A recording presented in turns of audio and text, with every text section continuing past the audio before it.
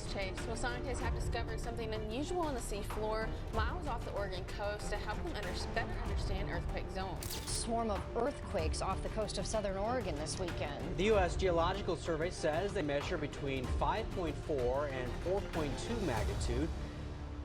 A series of faint but unusual tremors have begun to stir deep beneath the forests and coastlines of western Oregon, prompting geologists to raise their eyes from their instruments in concern.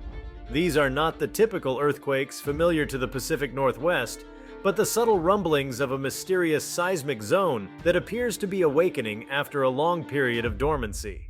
What makes this seismic activity particularly compelling is its location, a stretch of crust that has long been considered relatively quiet when compared to the notorious Cascadia Subduction Zone nearby. This newfound seismic stir is neither shallow nor violent, but it is persistent, deep, and enigmatic, hinting at a complex geophysical puzzle that scientists are only just beginning to understand. Before we start, hit the like and subscribe buttons for more exclusive news. Western Oregon is a place already rich in tectonic intrigue. It sits above one of the most potentially catastrophic geological settings in North America, the Cascadia Subduction Zone, where the Juan de Fuca Plate dives beneath the North American Plate. While the Cascadia Fault is known for producing massive megathrust earthquakes every few centuries, this new seismic zone lies slightly inland and appears to have its own distinct personality. The recent uptick in microseismicity has revealed a deeper, more intricate web of fault lines and stress zones, suggesting that Oregon's underground structure may be far more dynamic and interconnected than previously believed. Initial seismic data has shown an unusual clustering of tremors occurring at depths between 20 and 40 kilometers below the Earth's surface, well below the crustal faults typically responsible for earthquakes felt at the surface. These deep quakes lack the abrupt snap of brittle rock failure. Instead, they exhibit characteristics akin to slow-slip events, where tectonic plates or rock layers grind past each other over days or even weeks without producing strong ground shaking. This creeping motion is difficult to detect without highly sensitive instruments, but its implications are far-reaching. It indicates that pressure is being redistributed in the region, and not necessarily in a benign way. One of the most fascinating aspects of this awakening seismic zone is its apparent novelty. It has not been previously identified as a major source of tectonic unrest, which raises questions about how long it has been active beneath the radar. Seismic tomography and GPS data, when combined with long-term monitoring records, have started to suggest that this area might have been building up stress for decades, or even centuries, without any visible expression at the surface. That this activity is only now beginning to emerge into detectable form underscores how much remains unknown about the subterranean forces shaping the Pacific Northwest. The geology beneath Western Oregon is notoriously complex. Layers of basaltic rock, sedimentary deposits, and ancient subduction remnants are crisscrossed with fractures that may or may not still be active. Over millions of years, the region has been reshaped by volcanic arcs, rifting episodes, and oceanic plate collisions. This mosaic of tectonic events has left a complicated legacy, with hidden faults potentially capable of producing earthquakes, faults that might only be discovered when they finally begin to move. The sudden seismic awakening in one of these buried zones invites the possibility that Oregon may harbor more seismic threats than the Cascadia Subduction Zone alone. These newly detected tremors are not just interesting as scientific curiosities, they also carry significant implications for hazard assessment and long-term planning in the region. If the seismicity continues to grow or evolves into shallower, more energetic activity, it could signal the emergence of a new fault system. Alternatively, it could reflect broader changes in the way stress is being transferred along the Pacific Northwest's tangled plate boundaries. Either scenario implies a potential shift in the region's seismic landscape, which could necessitate a reevaluation of existing risk models. What adds to the intrigue is that the seismic zone in question is not entirely aligned with existing faults mapped at the surface. Instead, it seems to cut obliquely through the lower crust, hinting at a possible deep shear zone or tectonic boundary that has only recently become active again. This opens the door to a deeper understanding of how intraplate deformation works in this region, especially in the context of long-term plate motion. The forces at play may not be limited to the traditional boundaries geologists have relied upon for decades, and the potential for surprise should not be underestimated. There is also speculation that the reactivation of this deep zone could be part of a broader tectonic realignment, a readjustment of how forces are being distributed between the subduction zone offshore and the stable craton to the east. Some scientists hypothesize that a buildup of stress offshore could be slowly transferring inland, manifesting first as deep tremors before becoming more pronounced. Others suggest that magmatic processes might be playing a role, with deep melt pockets lubricating faults or causing thermal weakening in the lower crust. While there is currently no direct evidence of magma movement, the possibility adds another layer of complexity to an already opaque situation. The depth and persistence of these tremors make them unlikely candidates for typical aftershock sequences. Their clustering suggests a localized source of stress, one that may be responding to changes far beneath the surface. Such deep seismicity could be linked to ancient suture zones, relics of prehistoric tectonic collisions that remain embedded in the lithosphere like scars. If these zones are beginning to move again, it could mean that the forces of plate tectonics are slowly reactivating structures that have lain dormant for eons. That kind of long-term memory in the Earth's crust challenges the assumption that old faults are inherently stable, and it adds a historical dimension to the region's seismic outlook. Another potential implication lies in the interaction between deep slow-slip events and more damaging shallow quakes. Research from other tectonic regions like Japan and New Zealand has shown that slow-slip episodes can sometimes precede or trigger larger seismic events. They act like subtle releases of stress in one part of the crust, which then increases pressure elsewhere, sometimes catastrophically. If the same mechanics apply in Western Oregon, the current rumblings could be an early warning sign of broader tectonic adjustments to come. Scientists are watching closely for any signs that the activity is migrating upwards, which would raise the stakes significantly. Monitoring stations across the Pacific Northwest are now being tuned to detect even the faintest of tremors. Seismologists are deploying portable sensors in more remote areas of Oregon to improve resolution and help pinpoint the exact geometry of the faulting involved. At the same time, geodesists are using GPS and satellite radar to track minute ground movements, hoping to correlate them with the seismic activity and reveal patterns of deformation. Each new data point adds another pixel to a still blurry image, one that could eventually define a previously unknown source of regional risk. Despite the uncertainty, what is clear is that Oregon's geological narrative is becoming more dynamic. The seismic awakening in this new zone challenges the notion that the region's primary concern is limited to the Cascadia Subduction Zone.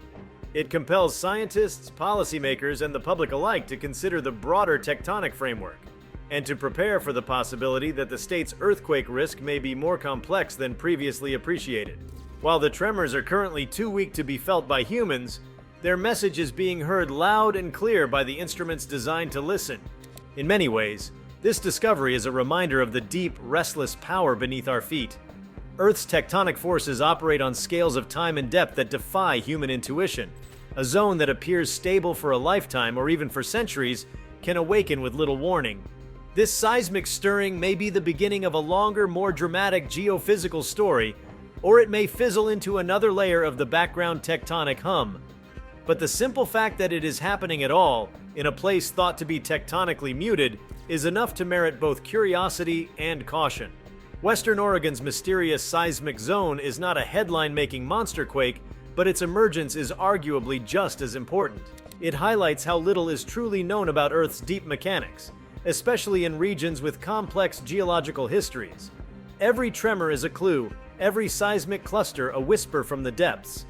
For scientists, it is a rare opportunity to study the birth or reawakening of a seismic system in real time.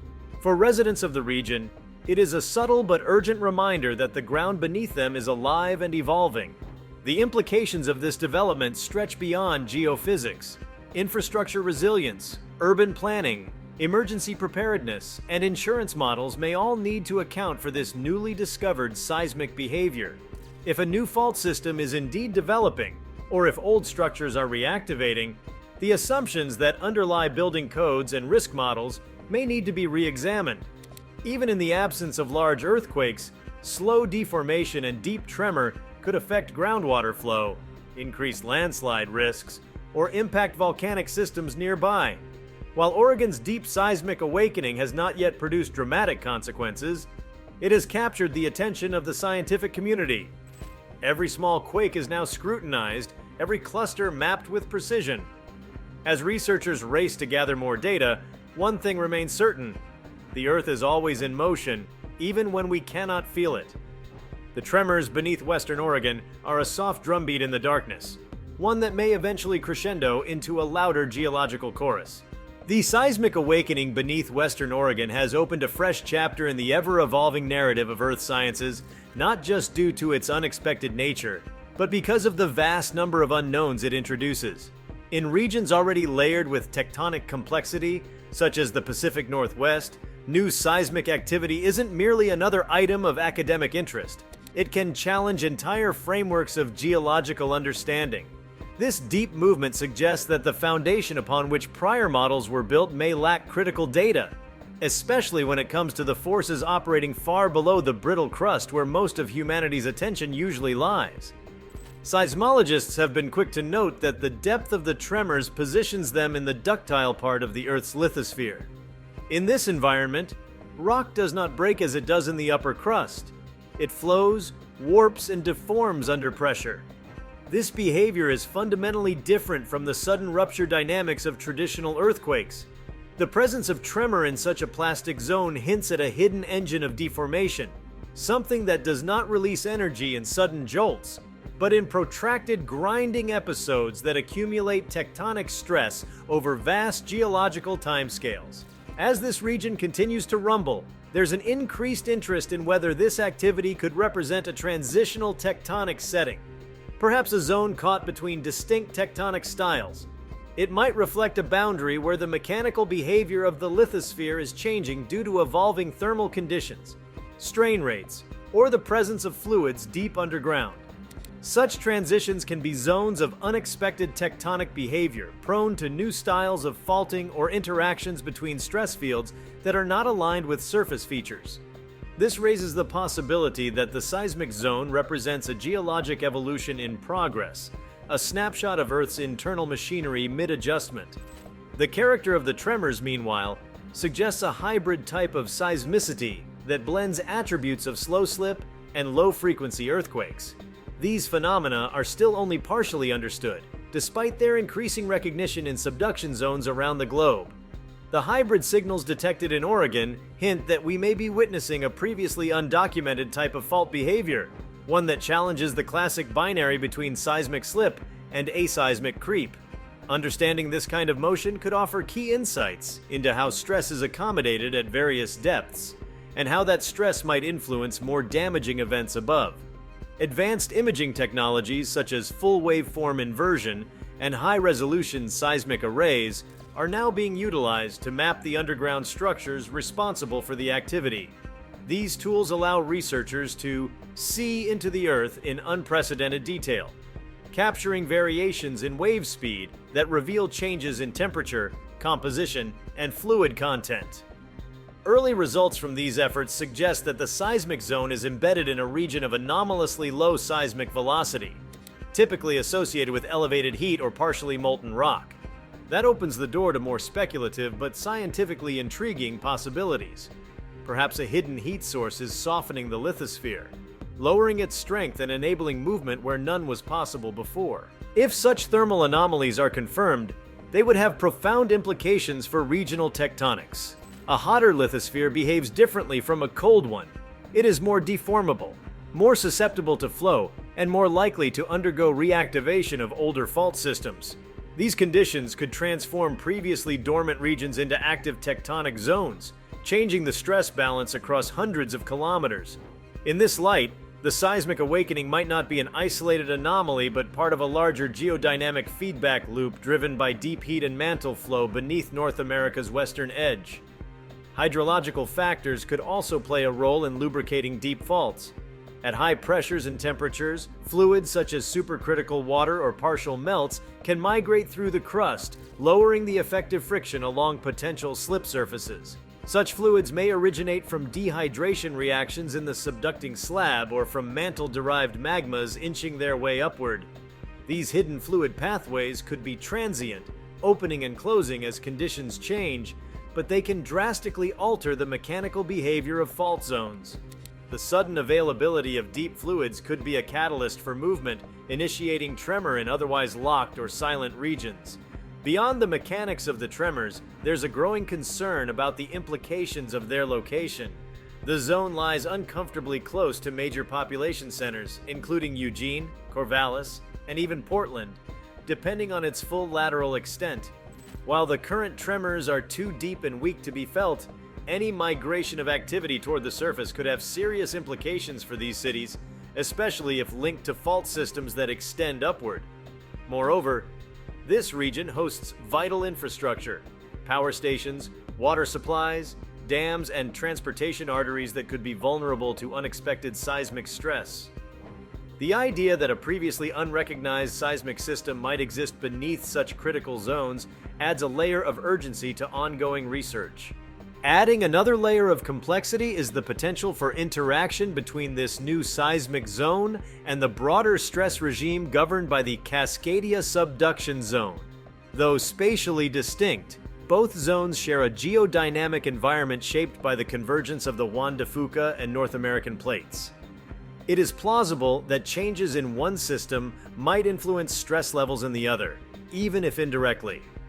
For instance, deep tremor inland could signify the transfer of stress from offshore subduction processes, indicating a broader redistribution of tectonic forces throughout the region. Conversely, strain released in this new zone could relieve or concentrate stress along neighboring faults. In many ways, what is happening beneath Oregon resembles a form of tectonic foreshadowing. While the activity itself is not yet dangerous, its presence could be a signal that the crust is preparing for a more significant change. Such preparation does not always culminate in a catastrophic event. It might instead lead to a gradual reshuffling of seismicity patterns. Yet, historically, deep tremor and slow slip have been associated with periods of heightened stress near major plate boundaries. In Japan's Nankai region, for instance, slow slip events have preceded major earthquakes by months or years. If Oregon is entering a similar phase, this could herald a long buildup toward more energetic seismic episodes. To fully grasp the scope of the phenomenon, researchers are expanding their collaborations across disciplinary lines.